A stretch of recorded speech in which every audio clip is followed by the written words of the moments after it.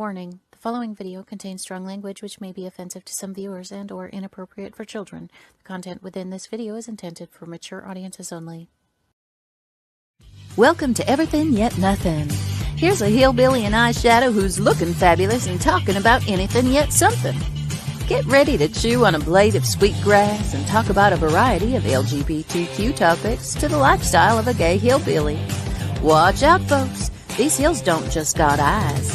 They got themselves a vodcast. Now, here's T-Roy. Welcome to Everything Yet Nothing. Well, we have a young gentleman here that is a very awesome gentleman. He has lived life to the fullest, and he has his own story to tell. And I'm really excited to let him tell that because I have talked to him, and it's just freaking phenomenal. Like, you know, there are some really, really different people out there that can survive after going through something drastic. And, you know, he has been there. He's doing it, and I'm proud of him. And I know that there's a lot of people out there that is going to be proud of him as well. So, this last week, haven't really did much. Just, you know, a little bit rain, and what else did we do? That's about it. Yeah, it wasn't very interesting. Lots of rain. Yeah, our creek's up, isn't it? No, not that much. Say hi to Chanel. Hi, Chanel, girl. What's up? Mwah, mwah, mwah. Raining cold. It got cold. That's the other thing. Oh, yeah. It got cold. Like, I have never shivered so much in my life, except last winter. Yeah, that's like every winter. So, hi, everybody. Hi, Chanel. I am so excited. Chanel is going to be a guest on my show in 4 weeks. Cool. Yes. And Mr. Dakota here is my very first guest on a series of his story. We are going to start his story today, and it will go the next 3 weeks, 2 weeks after today, this day. So I hope you get to watch it because I'm going to start doing longer shows of certain individuals to let their story be told. And if I have to do 5 weeks, I will do 5 weeks just to get you out there. And, you know, I love stories and I love them true because there's nothing like true, you know, you got to be true to people because that's just the way it should be. Don't give up on yourself. And I think and I hope that this show will kind of put you in there and let you know that you can go through anything and survive by doing you, like this young gentleman has done. Dakota. So tell me, like, you're from Branson, from here. I grew up mainly in Branson. A lot of my family's from Kansas City. But I have some immediate family down here, and basically I've lived here since I was 2. So. Oh wow. Yeah. That's wild. Yeah. So I'm Branson native. Branson native. What? Yeah. I seen feathers earlier. I'm just saying. So before your incident of what we're going to get to next week, how was life for you? Like, was you very energetic? Did you like sports? I had like good childhood. Yes, I did a lot of sports, and I was one boy and 2 older sisters, and later a younger sister came along. So the one boy out of the group of girls. Ooh. So I don't know, they got quite a bit of attention. I feel for you. Yeah, I got attention too, but a lot of my own 4-wheeling with my dad and doing sports. I love 4-wheeling. Yeah, motorcycles. Yeah, doing dirt biking. I later got into doing that. See, I never really got into that. I wasn't that. I couldn't. Yeah. I could barely make a circle. I was gonna push. Me and my dad drove by a yard sale one day, and they had a dirt bike out there, and he just bought it. And I think my sister's birthday was coming up, and he said it was for her and knew she wasn't going to ride it, or tried it, and it didn't work out. And then I got it, and then but yeah, that was something. We had a lot of, I don't know, wooded activities going on because there wasn't a lot of houses around me when we first like moved down there. So Oh, nice. playing in the woods, building forts, and playing with my yeah. dog. I had so many forts growing up. We'd go to the woods, which was like 3 blocks from the house. Yeah, And we loved building forts. Yeah, we would just add to it and add to it. yeah, lots of trees and Oh yeah. down branches and whatnot. Build them out of that, and then we also had always new houses being built around us. So I'd go to their scrap piles, and there was lots of scrap wood to be had. Yeah. That's the best place to go. We had a hoe in ours, like a real long hoe, kind of like a fireman's hoe. And that was our way out. We climbed the tree to get in, and then we slide down. I learned later that maybe like doing some of my own construction work, that like there might have been some of those scraps that they might have been able to use, but hindsight's 2020. I wasn't taking like 4x8 sheets of anything, just like they had a clear scrap pile, and I built lots of interesting things out of that. So yeah, that was life as a boy in Branson. Nice. But and then sports, I played baseball. Last year I played baseball. I was 13 in 7th grade, and I actually broke my ankle like the second to last game that season. But I enjoyed baseball. Did some basketball, but out of sports, like baseball is my favorite. And then the riding dirt bikes and motorsports, that was. But I didn't really. I did a couple races. My grandpa actually did like monster truck events and whatnot, like organizer for them. Really? Yeah, and he had he did one at the Ozark Empire Fairgrounds and had the Metal Militia guys up there doing tricks and whatnot. Oh wow! And got me into doing was able to do like a small race there, which was kind of I don't know. It was funny because I raced with some of I was like the youngest one there, and then the Metal Militia guys, like second round out, got on their pit bikes, and like I went around the track with them. Like I don't know, it was entertaining, but a lot of things like that growing up down here. Like awesome. Yes, it was find your own adventure sort of situation. Welcome to Branson. Yeah. And there are plenty of adventures here. I don't know why I'm getting tongue-tied tonight, but I am. So, you worked with animals. How many years did you do that? At a zoo. Like 5-ish, something like that. 3 years, like around 3 years before accident, and then like a couple years after that. So about 5 in total. Oh, nice. So it was the very first time you ever worked with animals?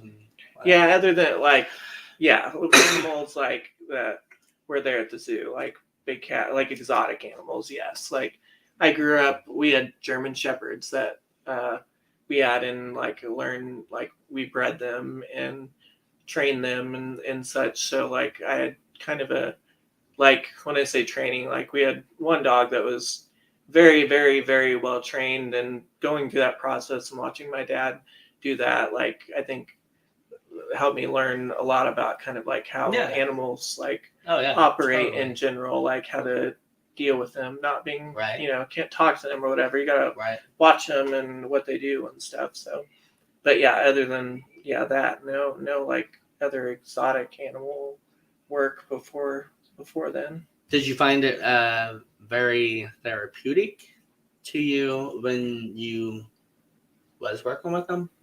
With the animals? Yeah. I mean, I think there's something to there's, I think a lot of people, if they were to get into the position of working with them, they want to. I think the zoologist job in general is a lot of people want to do it, and then getting a job, and it's hard because a lot of people want to do it. Right. And so, but the animal, it's doesn't feel as much like work. That's the other thing. Again, why I feel a lot of people want to do it, because they like animals, or people that are animal people, and so they it doesn't feel so much like work, and then just being around them and learning about them and whatnot is interesting. And again, didn't feel so much like a job in those aspects. Right. Yeah. So It's yeah, always nice to find something like that. So if you ever find something like that, you hold on to it. Yeah, especially if you're in the position where a lot of people realize that, and they went in on it too. But if you're in the forefront of something that's coming up and nobody realizes it yet, get in there while the getting's good. Well, yeah, absolutely. I mean, that's the way to do it. That's what I try to do with the dispensaries around here, but I still didn't get in. Huh? I said that's what I tried to do with the dispensaries around here, but I still didn't get in. Yeah. I feel like that's a similar situation. The people that really, everybody would like that sort of job. Yeah, absolutely. Totally. I would love to work with animals. I actually tried working at that zoo, and I vaguely think I seen you there at one point in time whenever I went there, and it was like a school trip, or there were the school activities going on, like school trips there. Yeah, like a tour or something. Yeah. Yeah, we had And that it seemed sometimes. really fun. Like it was a lot of hands-on to where. Yeah, like all the people that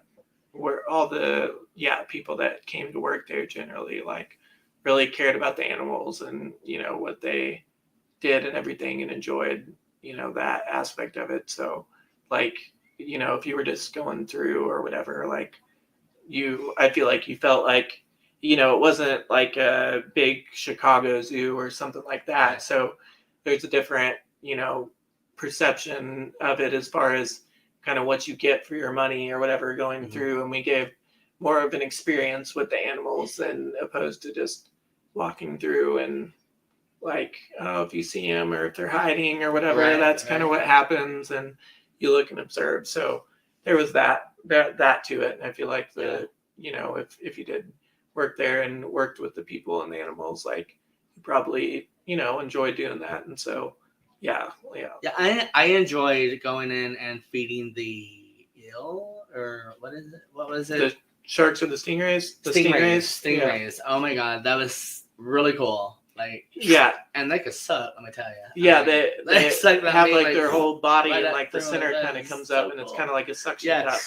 So yeah, just like there's these one sharks. These we had bull sharks and nurse sharks too, and nurse sharks look like giant catfish. But like they would come when they'd come up and get like food. We do it off a stick. When their mouths hit close enough to the water, you heard because they would literally like vacuum it into their mouth. Or if there's food out in front of them on the floor, they could be like a foot away from it, and you'd see it just go and suck into their inside them. That would be kind of weird. Yeah, but the stingrays were really cool. They'd come up and they're kind of like, I don't know, some people like either grossed them out, like because like, oh, it was slimy or whatever, but it was still like interesting to feel them do it or whatever. And usually like after, like some people would be afraid to do it or whatever, and it really is. It was kind of weird because you feel like their teeth, which is really little, and it's mainly like sucked in. It was like it's kind of like a person like hurt with, you or anything, it's kind of like they have like hard gums, like and they don't really like bite on you or anything, but when their mouths are kind of like open, if that part can rub up against you. And some of the bigger ones, I feel as they get bigger, it's like the roughness and that can be more apparent. And there was a couple I remember, like I think we found out like as the people that work there a lot that because we do it ourselves too, basically every time showing people how to do it, they're like, that one kind of did hurt a little bit. And and it was just like the bigger ones. So once they got a little bit bigger, we'd kind of like keep those ones back, and that wasn't horribly hard. We just fed them more, but that was one of the things that we offered as kind of an experience, is the sharks and stingrays. I loved the stingrays. It was so much fun going in there, and some of the cats were pretty too. Like I remember the black cat that was over on your way out. Matt, her name was, or no, that was Isabel, and then there was they were both leopards, and that Yeah. was a black leopard, and then there was a like regular colored leopard, and Beautiful. her name was Magic, and then there was some cougars in with them. Yes. And I remember that. I don't remember the cougars' names as much, because I think there might have just been, there was two at one point in time, and Sheba got older. I remember her. I just don't remember what the other one's name was. Yeah. Yeah, but I remember some lions. I don't know. Yep, we had They were younger. tigers, bears. Yeah. I think as I was there, we only had one lion at a time. Because we had a lion, and there was a point when we got another lion, but the other one had passed, and why I was there anyways. But we had several different tigers. We had the white tigers, and one tiger that was in with them that was like a regular. They call it the color they call like which they usually refer to as orange. It's actually called marmalade. Interesting name for a color. That is interesting. Yeah, the tiger color is called marmalade. But Lucky tiger. but yeah, like, and then we had a black bear, a grizzly bear, and then a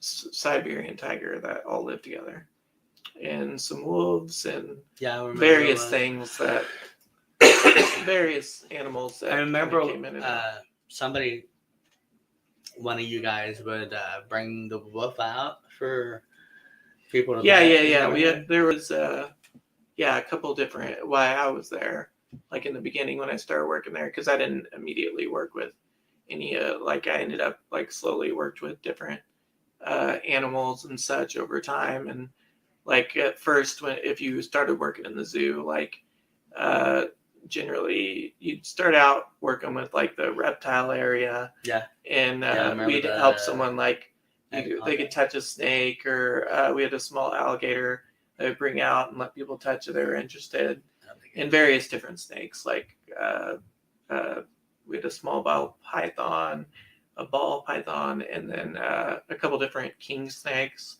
California king snake, a speckled king snake. And those are actually from around here, the speckled king snakes. Yeah. And like the black snakes too, but speckled king snakes are cool. I remember running into a few of them as a kid, and my dad telling me like, "Don't kill them; they'll eat venomous snakes." Yep. So yeah, good to have around. Ones. Have you ever seen the double-headed snake over at the fish hatchery? I know what you're talking about, and oh my God. I think that is cool. Was it like alive at the time? Oh, okay. Still alive. Yeah, it's still alive. It's It's still still years. I think got a birthday. I've seen at some other zoo. I think I've seen that because I've been to a bunch of different zoos. They found it, but I don't know if it was a live one or if it was like a preserved dead one that I saw.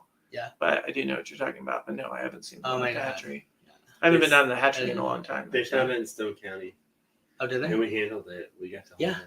Oh, that's weird. Yeah, and I mean, it was freaking weird. Like the heads were moving around, and breathing. And both of them were like healthy. Wow. Like literally, yeah. I was like, what? Yeah, because I've never heard. Yeah, I wonder what like if it's two like separate insides, or I wonder how that works. I don't know. Yeah, if they're working off of one system, yeah. like because I would think like maybe like one side was kind of like brain dead or something, like it was, I don't know, some sort of weird anomaly born. So they were both kind of weird. Yeah. They were like moving both of their heads at the same time. I don't know what movie it was, but the lady that had the snake sticking out of her head. Medusa. That girl. I don't like her because she was spooky, and she had snakes coming out of her head. Assuming they're probably venomous, because I believe that's an evil character. So we got some more people. Hello, Genevieve. Hi, Genevieve. Chanel said, "Were the cats rescues from idiots? People thinking that they're pets." Oh, were the cats rescue? Yeah. Rescue cats or pets. So there was the majority of, I think, the ones that ended up with like us over time. I can tell you the ones that were rescued that I know. Like we had 2 white tigers, and those ones were like a lot of like the majority of our animals too could go in with. at least somebody could, like that helped Right. raise them at a time. But those ones actually came from it was some sort of show, and they were like 6 months old when it was before I was there, and they were like, yeah, they were, I don't know, messed with, whether it was whipped or beat or whatever. They Mhm. obviously had some sort of like bad feelings towards people because they were fairly aggressive. Right. And then we had the second lion we had later on. He came from a circus, and he was actually like fairly like seemed okay. I think I was trying to remember why, because I remember there was a reason in it why, and I think it was aggression of why they got rid of him. But he didn't seem to. I'm not sure what they were doing with him. If he was like something like an animal that they went in with, or Yeah. or what exactly they did with him. So I don't know what their like level of aggression was a problem. Whether it was like biting at them being there, or it was just that, I don't know, because he didn't seem very aggressive for Right. like versus what I've seen. Like the white tigers were super mean. So Ew. like yeah, like and then like at 6 months with like tigers, they're fairly big, and if they're aggressive, like they're like 100, 150 pounds, and like so like their claws and teeth and whatnot could jack you up even at that age. So it's kind of hard to fix that out of them, Yeah. to where you can deal with them like we did with some of the other animals, Yeah. for sure. But yeah, those I think the Shiba one, the uh mountain lion that we had, I think somebody had her like as a pet, and she was declawed, which it's not generally good for animals. Like I mean, they definitely like, especially if they're like, wow, Yeah. they can't defend themselves. And then also there's a problem. I don't remember the exact issue, but I believe it's something with calcium buildup in their, like they get kind of like arthritis, because like if you ever see cats, like indoor cats with their claws, like they'll extend them out and kind of, well, that's why they like get on scratching posts and stuff, because like they're like stretching their claws out. They're also like sharpening them down and whatnot, but the way they retract, like when you declaw them, like it basically causes a Right. form of arthritis, so it's not good for them. No. But They also don't walk right because yeah, they're walking on their tippy toes as opposed to walking on the pads. yeah, I'm sure it feels like different and whatnot, but like there's just not a whole lot of good reason, especially on like a regular indoor cat, unless they're like get them a scratching post or whatever, like not not a whole lot of reason to do that. But yeah, on her, I don't know if it's such a problem that you're going in with her and you don't want her to scratch you. If she's scratching you, then Yeah. that's your problem. Maybe you shouldn't do that anymore. It's Right. a wild animal. Like if you can't, like, don't know how. But she was older, and like she was a good cat. Like I started going in with her at a certain point in time, and kind of usually from what I learned with respect to the animals, occasionally there are some that, like once they're older and you haven't been around them necessarily, there are some that are good enough that can be learned with other people to go in with them. But generally, like on like if you haven't raised them, it's, I don't know, it's questionable to play with that fire. Yeah. Per se. Oh yeah, totally. It is just about commercial time. Wow. That's my bag fast. So you worked with cats, you worked at the zoo. So did you get paid for working at the zoo, or was it more for like putting in your time, not getting paid? There was different levels. So I started there working. There was a haunted house next door, and that was a seasonal thing. Mhm. And I had a buddy that worked there, was one of the main guys there, but he dated my sister. They went to school together, and like that's how I knew him. And I got a job there, and had literally just like turned 13 working in the haunted house.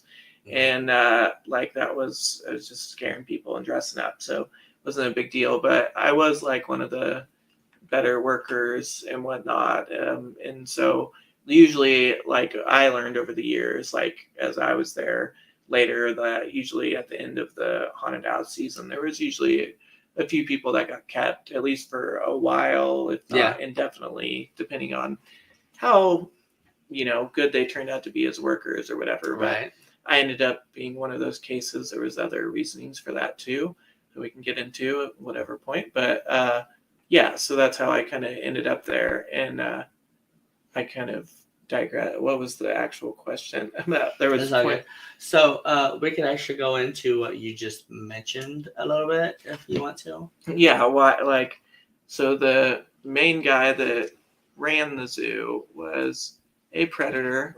The zoo was ironically called Predator World, and he was probably one of the biggest predators there.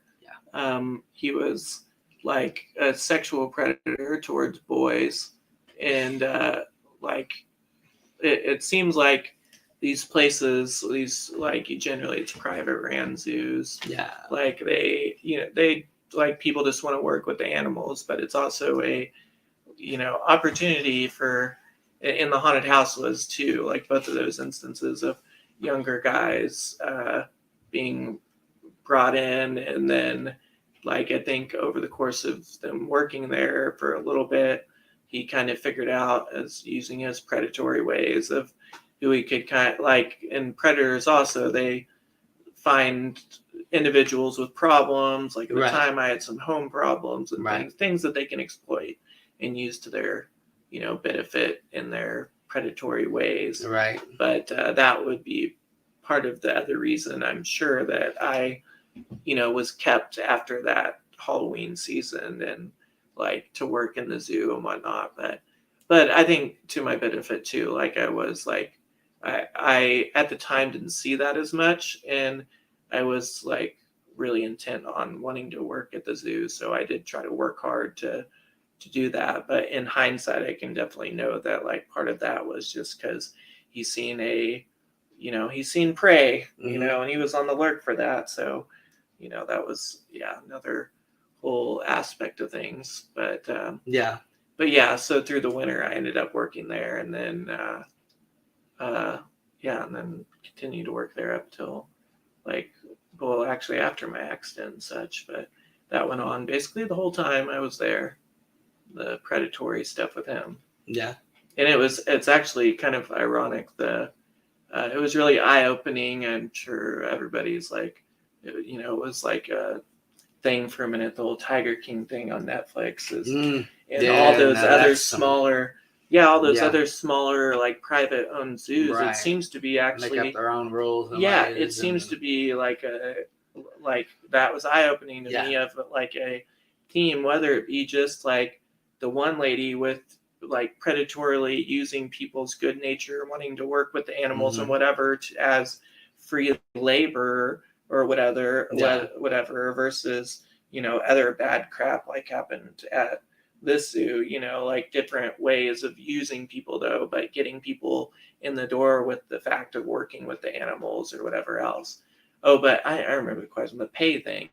Yeah, there was that was a back and forth thing. So there was a period of time.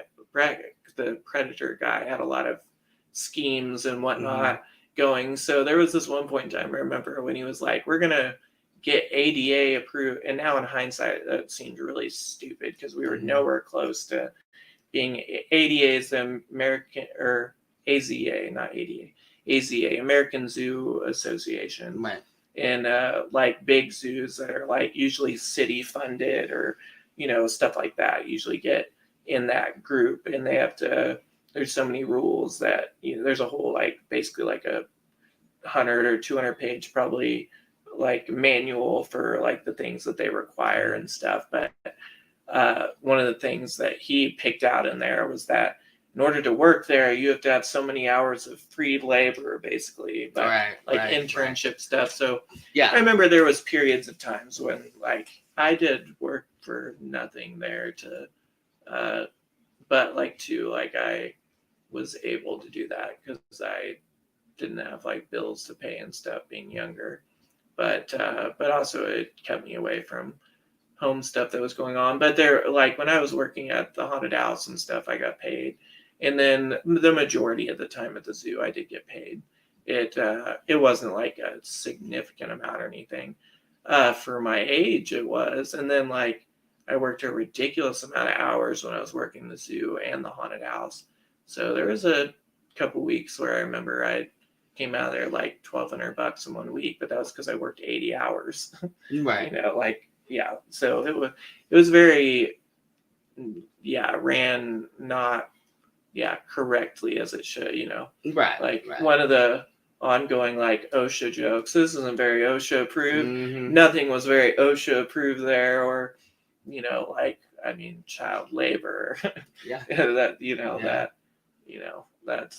that's kind of how I felt whenever I went there to just walk through and check out the animals. There was a lot of like free labor. I felt that and the way things the guys looked were at definitely times, used in Yeah. the way that the predator wanted Yeah. them to work. Yeah. Because and the way the place like appeared in certain areas, or like over the years that I was there, things got gradually like made to look. But when it was moved down there from where it originally was, before I ever worked there, like it was about everything with Breck, the guy that ran it, was it was kind of like quick and cheap or half-ass, or like basically whatever brought in money, and like we always had time to do it wrong, but not enough time to do it right and then fix it later or whatever. And I remember like the guys that would build stuff, like me and some of the other guys, we'd always complain about that. Like we'd want to do something right, and like, but no, we ain't got time to do that. And then we're like, well, yeah, we're gonna have to come back and fix it later. Like, there's a lot of stuff that was like that. And so Jeremy Wheat asked if he's the one that slipped and fell into the pool and the tiger rescued him.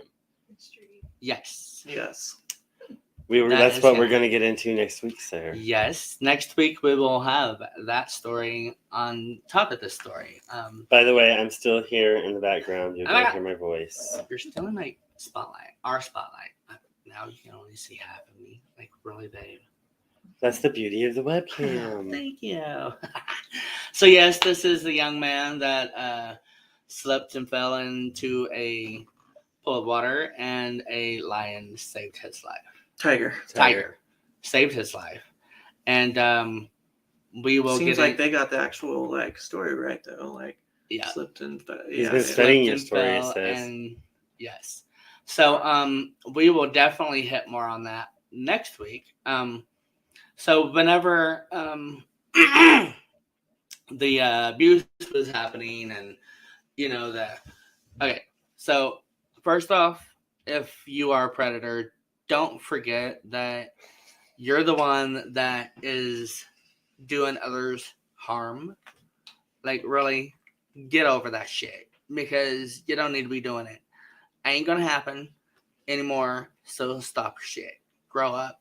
Get on something else, because kids, no matter how old you are, there are certain things people should not do to you, and they will try. They will try everything in their power to make you feel a certain way to where you want that feeling over and over again. So watch other humans. Not just men, women do it too. A lot of people do it. If they touch you and you don't like it, then do something about it and go tell somebody. There are 911, and you can go talk to your parents or whoever you're with at that time. Advocacy groups and stuff. A lot of advocacy. Tell a teacher, tell a babysitter, tell a friend. Tell anybody. Just tell somebody. Even if it's later in life. Yes. Like, it can affect you. Like I feel like I got out there and dealt with things, and like I knew I needed to do that, and to just be right about. I didn't want it being something that lingered, throughout my life, and maybe it's okay now, but casually, being a problem throughout life and whatnot. But whether it happening now or happening later, it's something that you one way or another you need to deal with, and shouldn't feel bad about it or whatever else. No, because and I definitely feel like it in the happens. past, the past whatever years now, I mean, the Me Too movement and stuff like that, like, I like that to keep people, like, I feel like they should, I don't know if they feel this way, but hopefully it's kind of put some predators on their back feet of like, oh no, Yes. like, am I going to get caught up, whether they're continuing to do it or they used to do it or whatever else. Like, I hope they do feel that way, like, and they should, and maybe it makes them reflect, like, or whatever else. But like, it's just not right. The other thing too is though is like I hate in some of those instances that's gotten kind of hijacked on cases that like, I don't know, aren't, it's like, whether it be like just to piggyback on the message for clout or whatever else, like, that's kind of frustrating. But like, that shouldn't take away from anybody wanting to come out and acknowledge something that has happened and deal with that in whatever way is necessary. And I feel like even if it's a case of years past and statutory limits are up or whatever else, like, it being out there and towards that person, can still, not just doing it if it's, I feel like it's mainly for you, but the fact that it would be out there and can affect them in ways that it should is, and also protecting other people. Yes, that was a big deal with me, is like, I knew during when it happened that it was happening with other people, and if it had happened like that before and during, like, that, what was to say it was going to stop, it wasn't, like, so like, needed to step up and do something about that if I could, so. Right. So yeah, but yes, that guy definitely, I don't know, and being younger too, it was I don't know, a lot to process when you're younger. But yeah, it is a lot to process, especially if you're a child that is coming through and going through certain events and things that life bring onto us younger men. Whenever, mine happened as a teenager, and so I think, and I feel that a lot of times it does happen to the teenagers because when a human is trying to get to know you, they do certain things, like I said earlier, and that certain thing is what turns that light on in whoever they're doing that to in their head, to where, ooh, I want that. I want more of that, so why not just hang out with this person? Oh, I trust this person because this person's treating me this way and doing this for me. And, like, I'm sure it's hard as a child because you don't know. You're still learning. I mean, hello, you're a teenager, and if you're a young teenager, you're still learning. So, they take 3 steps and take 2 back. Yeah, where they're always taking a step forward. Yep. And you don't like really realize that or whatever, and then you're young and impressionable, and so it's not something that you're like trying to be cautionary of or whatever. Right. And you shouldn't, you shouldn't have nobody should have to be under any kind of caution of any kind of anything. I mean, that's just so wrong when somebody is messed with because they take a certain part of it out of us. That when they say taking like your naivety, and, your innocence. And innocence, I'm not sure that people, like, sometimes, like, I didn't really even understand, like, what that means or whatever, but it's kind of that, I feel like things, being on guard or whatever, takes your, I don't know, like, freedom of feeling like everything's okay to a part of your brain that feels like you have to, be more wary of the world than you can be exploratory of it or whatever. Exactly. In a fun way. Yeah. And it really let's hold that thought. It's time for a commercial. It is time for a commercial, and even though he doesn't have his thingamabobber, we will answer some questions when we get back after these. WLFE Digital Broadcast Network is on TV. You can watch all of our shows on WLFE-DB.com. Check out our channels. Paranormal View for all of your paranormal type shows. LGBTQ Friends for all of our LGBTQ shows. Variety Unlimited for all other shows. It runs 24/7 right on WLFE-DB.com. You'll even catch the lives, all in one place. Never miss an episode, past or future. WLFE-DB.com, where our shows are your shows. Search for your favorite shows like Where's My Sage, Inside the Drag Closet, Across the Pond, Everythin Yet Nothin, Paratalk Radio, Step into the Paranormal, The Creepy Parlor, Just Cindy, and more. Now you won't miss an episode. Remember, follow Facebook Live and YouTube Live. Make sure you subscribe and follow your favorite WLFE-DB radio shows. You can find our shows where you listen to your favorite podcasts, like Spotify, Amazon Music, iHeartRadio, and more. WLFE-DB Radio is looking for podcasts to join our family. You don't have to fit any strict genre. We're a plethora of shows. If you're looking to jump on a growing network, then contact us at WLFEDBradio@gmail.com. Wow, Amazon Music just got a whole lot better. Your favorite shows from WLFE-DB Radio can now be found there. Yes, we are on Amazon Music, found under podcasts. Download the app, find podcasts, and search all of your favorite shows. Shows like Where's My Sage, Across the Pond, Everything Yet Nothin, Skeptical Help Bar, The Creepy Parlor, Just Cindy, and much more. Now you don't have to miss an episode ever. Amazon Music is WLFE-DB Radified.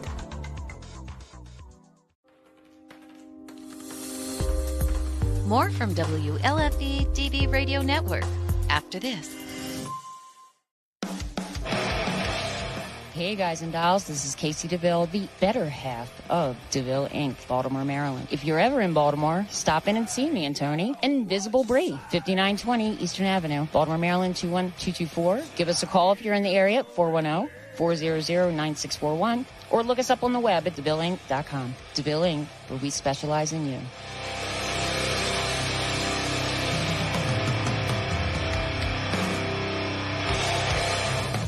Oh, yeah.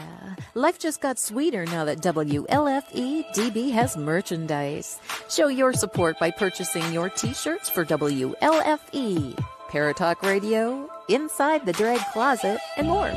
But it doesn't stop there. T-shirts, coffee mugs, tanks, buttons, cloth bags, and more. Go to WLFE-DB.com. On the top bar, click on the merchandise tab and bam, there you go. You got merch. Support the shows. WLFE-DB.com. You're listening to WLFE-DB Radio. Now, back to our program. Hello, hello, hello, and welcome back. You are watching Everything Yet Nothin, and we are here with a young man that survived an incident out of Branson, West Missouri, and this incident was he slipped, fell into a Pond that was in with the animal and the tiger. Yep. Went in and saved his life. This is his story. It will be going for the next 2 weeks. And so if you want to keep up with him and his story and learn more about him and who he is and what he's went through and what he's survived and what he's accomplished, maybe it'll help you, and you can help somebody else out too. Let's go through some comments. Jeremy Wheat says Dakota is a strong person for sharing his story, and he's so glad that he did. Thank you. We'll tune in next week and the week after, and then you will finish up the story.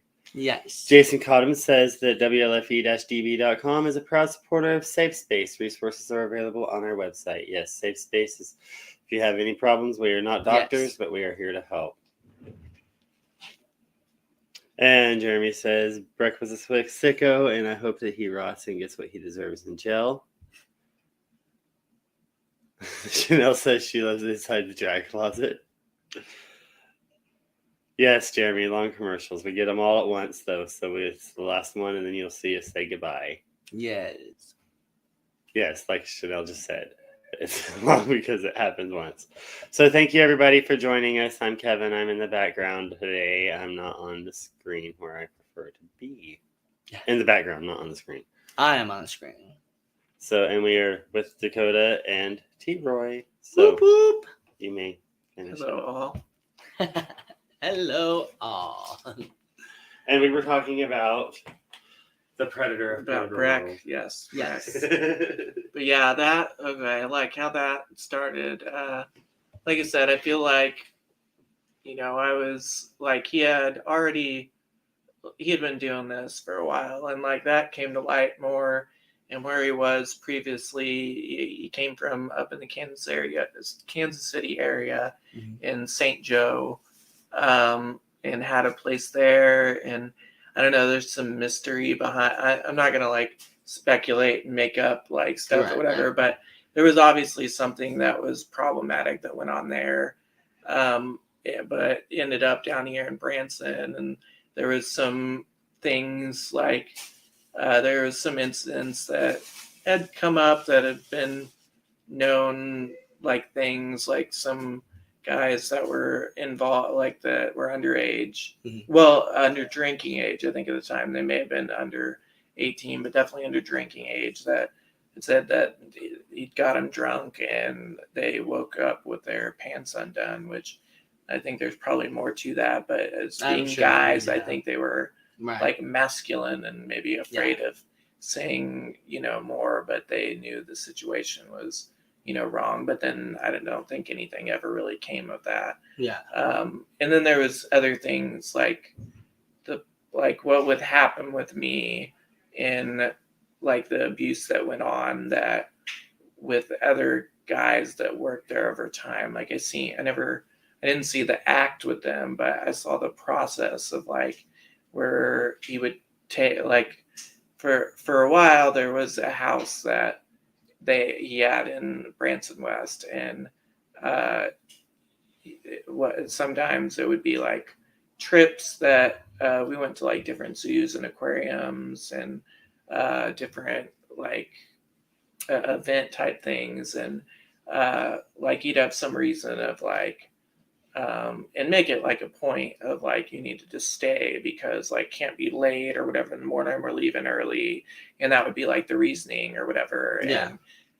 And I think that was the first time like that I got abused with him, was a situation like that, and I wasn't really thinking anything of it, but it was like, and this was, I think it was the winter, like after I'd started working in the haunted house. Like I said, they usually kept some people after the haunted house had like opened up and stuff, or after it had closed, and I was one of the people. And again, I think it was a combination of, I did like work hard and whatnot, but I think real factor was that I was a young boy, that I had home problems going on and stuff, that like that's the Predator MO right there. Is take advantage of that and be the friend or whatever else, and and use that. And one night, I think there was leading up to some sort of trip or something, and or it might have been that because this had happened, like told me to tell some lie about staying with somebody else, something of that nature, and ended up like I was hanging out there at the zoo, and I don't know, he would make jokes and things and like to soften the situation up. Again, predatory behavior, to make it feel normal. Like, and I've learned, like, been interested in psychology, so it's helped me learn more about this. And I've went to therapy and stuff, and that's what got me to learn about sociopaths and whatnot, because that word got brought to light to me, and then Mhm. like I started reading into it, and it made a whole lot of sense. And this was like his pattern to behavior and how he operated, and Right. like, and I know that like some of that behavior is up front and front of other guys or whatever, and that's some of how like I know it happened with other people. But Yeah. there was some upfront instances where it was in the same room with one of the other guys at one point, giving us alcohol and took us in the same room. So that was one instance of that happening, but generally it was a separate deal. And I think he did that to like the less, I don't know, he's very bold about it in the first place in a lot of instances, Mhm. you know, but in those instances he was smart enough to Right. know like what limits could get him in trouble and Right. stuff. So So you know he's done it before, because that just makes it better, I'm sure. yeah, there was Easier or whatever, not better, but easier. Yeah, there was some people that that were working there, you know, long before I was, and like one guy, like his family had, I think, moved away and stuff, and like they in like when he was like younger, and he stayed there and worked at the zoo, and yeah, you just see there's a pattern of Mhm. different individuals, and they all fit like looking back fit the same mo to.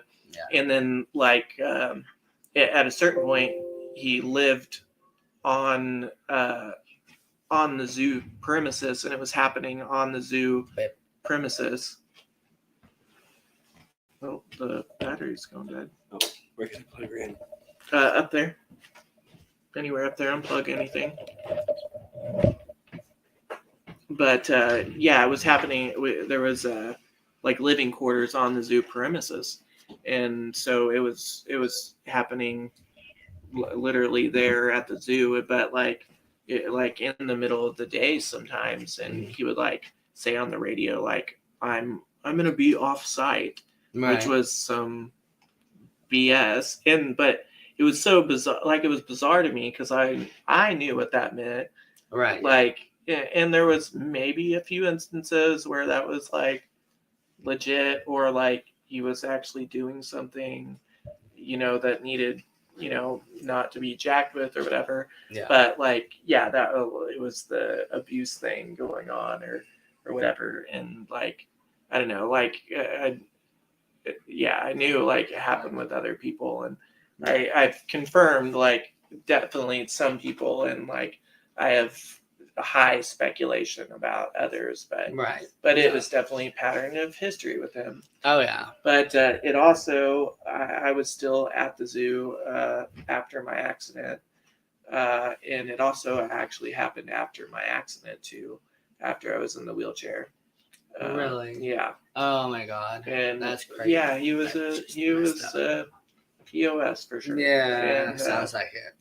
And so yeah, it happened like after the accident, and then there was times where like over a period of time where I did it like before my accident and after, where I questioned it, and like the first time that happened, you know, thinking about it, like I don't know, I just didn't feel right about it, and Yeah. like sexually I'm attracted to women, like, and Right. this like, you know, was awkward, you know, I don't know what to like, you know, people I think hit on that and Mm-hmm. like don't know where your mind, but I don't know, it is really weird, it's baffling kind of to my mind even at some Oh points. yeah.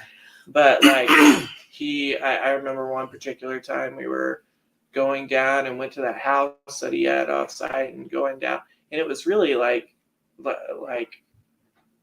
kind of creepy how the house was too, because it was like an old house that was junked up, and there was some stairs that went down to, which was like a living room area and a bathroom or in a kitchen, and like the living room was where the bed was or whatever, and then you had like all the like looked like maybe you could be like murdered in there, actually, like thinking back on it, because the windows were like covered over with like black tarping and stuff, and like, but I remember like we were headed down there, and I was like, yeah, I don't really want to do this, you know. And he just like turned around and was like, okay, and walked out. And like, yeah, I went back to, and I didn't know really what was going to happen at that point. And part of my reasoning was like the bad home life stuff of whatnot is why I hadn't changed my mind or whatever up to that point. Yeah. Why I hadn't set in like at that point, whatever was weighing on me so much or me feeling not right about it that, I decided like, well, I'll deal with this, and I'll deal with whatever's going on at home. And because I was thinking like, oh, probably thinking that something might get out or whatever, probably fire me at that point, Oh, well, yeah. like that were all things that were going through my head. And then, so like, I think it was the next day, maybe he like pulled me aside and kind of confronted me and offered me like, what was the best way to put this? Like he, what am I trying to say? Like, offered me things. It was money and like they would always go on trips or whatever. And like, that whole thing lingered in my mind of like, I'd been back at my house and things like that of like, like losing, I don't know, this way of getting out of things. And I'd been out of school for a minute and stuff. And like, it wasn't like really, what I wanted, but I think that little time to like contemplate, I don't know, dealing with that other part of life, it was like, I'm just gonna, I don't know, deal with this and take the other benefits that come with it. But I was trying to think of the word I was thinking of to say that, but proposition to me, basically. Yeah. And so then the stuff continued again. And I just got like some extra money here and there and like kind of put in the forefront of being able to go these other places. And as that, kind of let me feel better about it, even though I still didn't feel good about it. But it was like one bad situation or another. And that continued for a while. And even up to the point of my accident. And then I remember like him being like, I think the night after my accident, people telling me about this, that he was like really distraught and whatnot. And I think really the distraughtness was like about two things. Is one, like, is he going to go to jail for this young kid getting hurt and injured here? And the other thing of like the other stuff like coming out in some sort of way because he so quickly lost control over the situation with me and whatnot. Like, I feel like that was like his fear or whatever. And possibly, and because of what was going on in my like home life and such, I don't know if I'm skipping around and missing things like, but like I just had some stuff happen with my parents and family where they went to jail, and I was actually like, I should have been in state custody, but when that happened, I was in Texas, and I was on a trip with the zoo where we were collecting sharks, and so like I avoided getting found out. Like I really didn't want to go in state custody and stuff, but also it was put in my head like, oh, you know, by Breck, of course, like, you should avoid that if possible and whatnot, of course. Yeah. Like that benefited him. Another thing, another thinking about it in hindsight, like, yeah, that's out of his control. What if, because of like, they want me to talk to therapy because of like the home situation, and then the stuff comes out about him. Like, I look back at all these like decisions or things that were made with him and like thinking about how that was to cover his own ass. Yep. And then like when I came back, like one thing I said, because there were some guys that actually lived at the zoo over time, and like I remember at some point in time when the abuse stuff was happening, like I said, like I never put myself in that position. That was one position, like I wouldn't, that was an added layer of like control over me or whatever. Well, when I came back, I was put in that position, and like I didn't want to go in state custody, and I flew under the radar with that. And so like I was, as much as I could, not staying at the zoo with some friends, but sometimes like I had stuff there and there was a room there or whatever that was at the zoo. And then and again, still stuff was going on with him at the time. And then my accident happened. And then like fast forward, because I know we're going to talk about that kind of separately. I ended up actually living at the zoo under Breck's custody, in state custody. Like, how the hell does that happen? Holy cow, yeah. Yes, that was like where I got injured.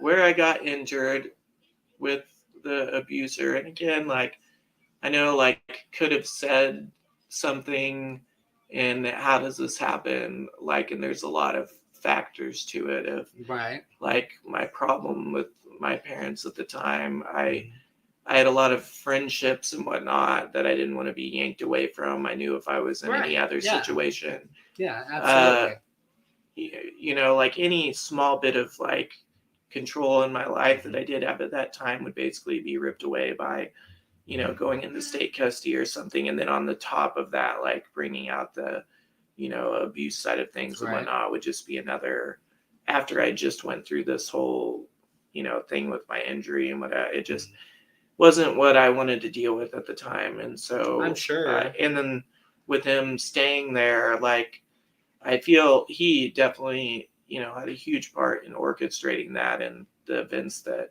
like led up to that. Like there was another lady that was a friend's mom that like tried to put herself in a position to have me. And I feel like he was there around when that was happening. And I feel like he saw that she was so, like, she was nice. She was nice and had, you know, I feel like some good intentions and whatnot, but later there was some things with her too. But I don't feel like that would have been a great situation either, but probably better than what it was. But I feel like there was some level of he thinking that she was so over the top that it would be like, look like a better situation to try. Like after that, after she had been so ridiculous about it. And I think they saw her like trying to be money grabby because there was insurance to be going on later and stuff. All kinds of stuff. But I think that's where the state people went. And then like it was like, what's a good situation? They started looking at that while I was in rehab, and Breck put up this idea of it being him, and even if there was like another house or whatever else, but I ended up living at the zoo, got that like okayed for, you know, me to be there, where I had a shower and a room that I could access or whatever. And I in state custody, ended up living at the zoo after my accident. And for a little bit, the like abuse continued too after my accident. And again, like, you just got to think, like, I'm sure other people think this too, but looking back on it, the mindset of like, let alone a kid, but then like after this happens and like, oh my God, and that was literally, I feel like some of it's like after things settled down, first continued thoughts, because he had a house that he had got out in St. Louis. Neither him or one of the other guys from the zoo was staying out there with me. And that was nice with the other guy and whatnot. But there was a point at which he brought me to that house and wanted to have something go on. And, right. And like, so like early, I was in rehab, like after this accident happened. So that was, again, looking back on that, just ridiculous. And I don't know, just how do you think that way? It boggles my mind, but then like going back to the zoo thing afterwards, like, there was a point at which there was that second point in my head where like part of that was something that I was thinking a lot about, like before, where I said like, no, I don't want to do this anymore, and such. And that, that came to the forefront of my mind again. I think a part of it was dealing with a lot with the state custody thing and whatever, and maybe just not another secret. I wanted to, continue to hide or foster or Yeah. whatever. And yeah, I stopped, and he didn't try to, I don't know, really, I don't know, do anything. I think it was for the state custody situation of like, pushing at that point, like these eyes are on. And if I mean, that he went that far anyways is beyond me, but I guess that was a little too much for even him, to try to push the envelope on that situation. But at that point, the stuff had stopped. And then like how I kind of got out of that situation entirely, I was living there, and it seemed like his like interest in it seems like he had got out of fault being on him and things like that, and I didn't want to be involved in this sexual stuff or whatever. And it seems like, I don't know, the level of, I don't know, interest in me or whatever to him kind of like went down or whatever. But then there was actually one morning I woke up to I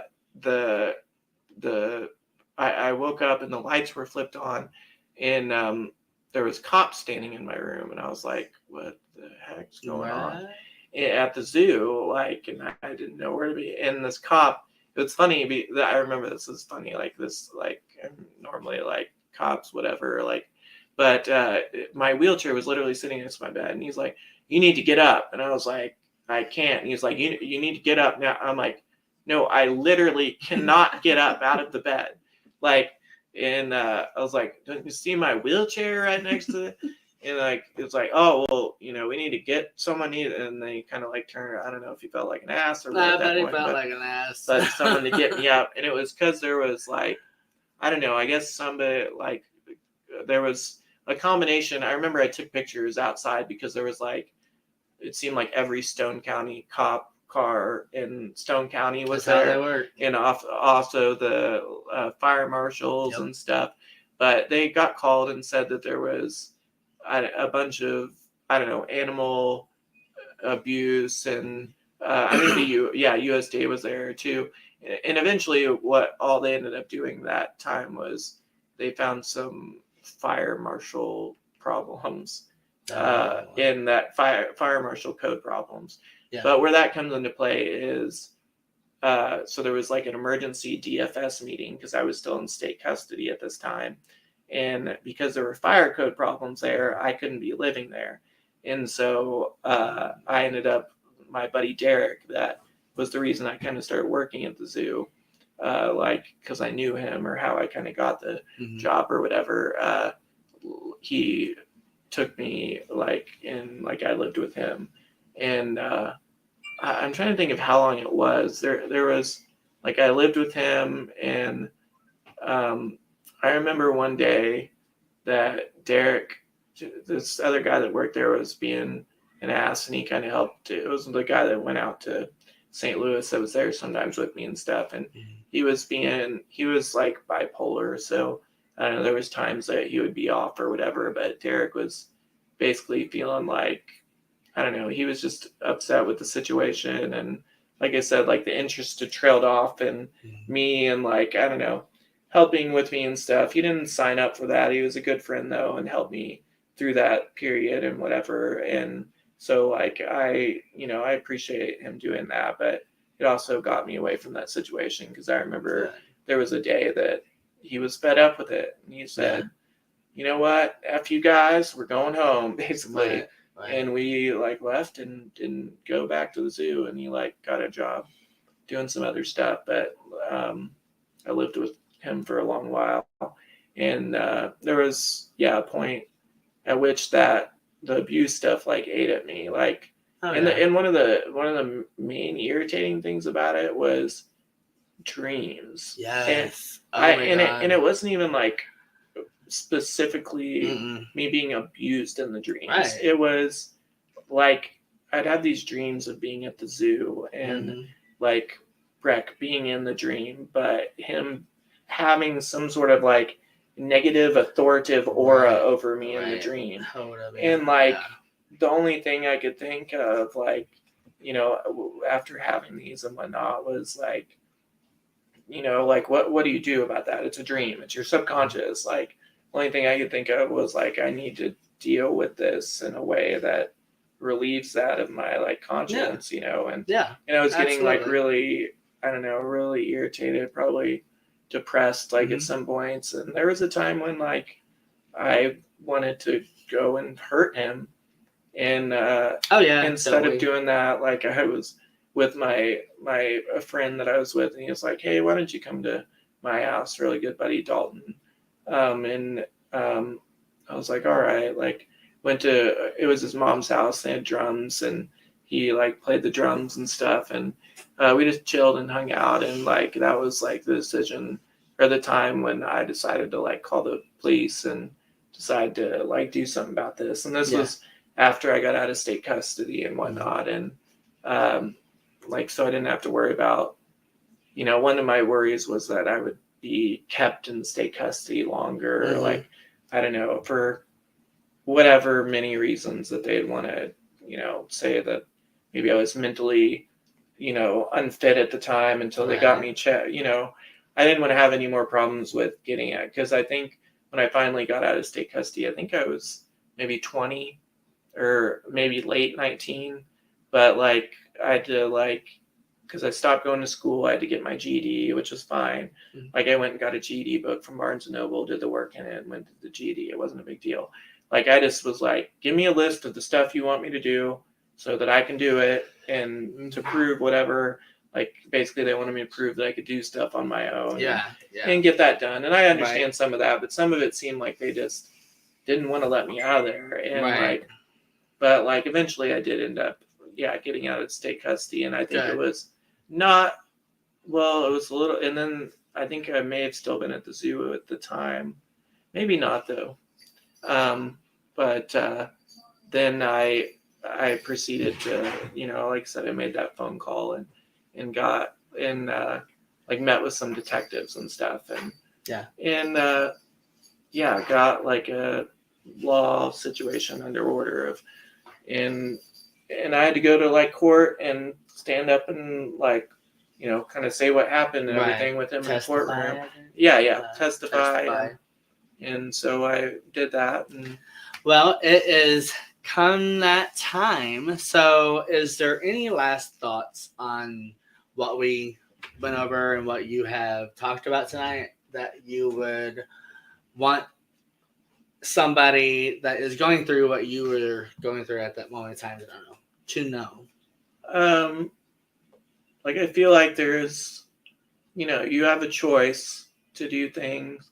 And like if you've, like I said, like I had bad feelings about things, and it was, I was younger and not, I don't know, I wasn't fully developed to deal with those situations. And like for one, like trust your gut in those situations. Absolutely. Don't let someone tell you, what does it hurt to ask someone about something or whatever. Like if somebody's doing that, like there's a problem there. Like generally, they're doing something wrong or whatnot. Like, and you have the right to feel good about yourself and whatnot. And if you don't, there's a problem. You should, you should, talking to a therapist is, I feel like there's nothing, wrong. A lot of times with me, it just is, I go there for affirmation on really what I'm feeling. I think hard about, what I'm feeling about things, and, then like agreeing or whatnot with what I'm doing is the right thing. And I feel like that's got a kind of a faux pas around it. Like you're going to be called crazy or something like that. And like that's not like, the case with that. And you can choose and pick doctors you see and stuff. So I feel like if that's something you feel you need to do, you should do it. Yeah, definitely. There's nothing wrong with reaching out for help, no matter if it's a therapist, psychiatrist, doctor. But no matter how big someone is, you can still stand up to them in one way or another. If it feels strange, it's feeling that way for a reason. And that reason is to not follow your heart, follow your feelings. And if you haven't and you've still went through things, don't fret and don't look down on yourself. Give yourself that credit to tell yourself, if you would have had control of your thoughts and knew anything was wrong, you would have done something about it. And you can still do something about it, even though it's not then. And that is to reach out. If you can get on podcast or a talk show of any kind or newspaper or whatever, get your story out there, because I think what he has told us tonight is some, drastic things that not a child shouldn't have to go through. And he has grown with that, and he has turned that into a positive to where it's it's a really good thing to help others with this problem that he has went through, and I have went through, and I'm sure that there's many others that has went through. Predators are everywhere. So thank you for tuning in, and please, please, please tune in to next Thursday to another part of his story, which is going to be the incident which will that him tripping, falling into a pond in a zoo, and a tiger rescuing him. And if not, he wouldn't be here today. So please, please, please be careful and help somebody be a rainbow, and be a rainbow yourself. Peace and much love. See you next Thursday. Thank you for joining T-Roy and a special guest here on Everythin Yet Nothin. Tune in next Thursday at 10 p.m. Eastern, 9 p.m. Central for another episode you won't want to miss. Until next time, be a rainbow in someone's life.